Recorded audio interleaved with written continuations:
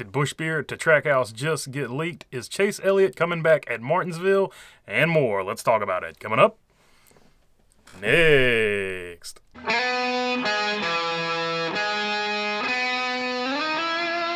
What's going on, everybody? Hope you're doing good today. All right, was Busch Beer going to Trackhouse possibly leaked? Let's take a look at it here. If you Google Speedway Digest, Trackhouse Racing, and Ross Chastain race for the mountains, this will pop up where it says Busch Light announced today that the brand has signed a multi-year agreement as primary sponsor for Trackhouse Racing and NASCAR Cup Series, and it cuts off there. Then if you touch the link, it goes to this. So as you see there, they took the link down. What I think happened is they had the story. The story was probably supposed to come out today, but Anheuser-Busch is dealing with the controversy of partnering up, I guess, with Dylan Mulvaney, and that has not gone well for them. So if you look at all of Anheuser-Busch's social media stuff, they haven't posted for about 11 or 12 days, something like that.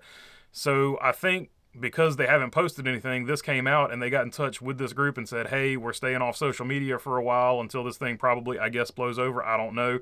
I'm not getting into all that, but it seems like that is the case. So it seems like this would confirm it, but it is what it is. They put the article out and then they took it back down. So that's all I can officially tell you, but it looks like Busch Light will officially be heading to the one car of Ross Chastain and Trackhouse in the future. I'm sure at some point they will make that official announcement, but it looks like it has already gotten out.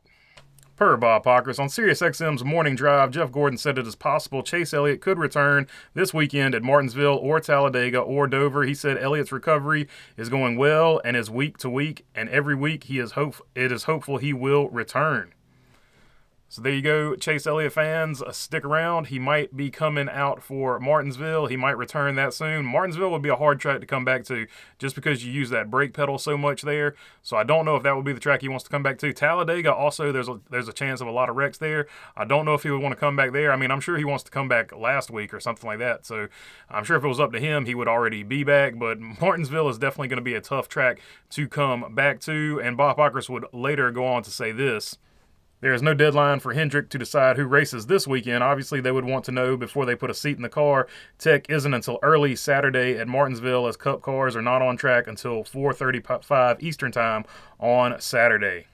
So there you go. According to that timeline, it still very easily could happen this weekend. We'll just have to basically wait and see, like we've been doing ever since the Colorado mishap or whatever. Per Chase Briscoe, still broken and hurting. Surgery is first thing Monday morning after Martinsville to get some rods and screws put in it. So there you go. Chase Briscoe is still dealing with that broken finger, which is going to be pretty tough at Martinsville because there is some shifting going on at Martinsville, which means he'll probably have to one-hand that car a little bit.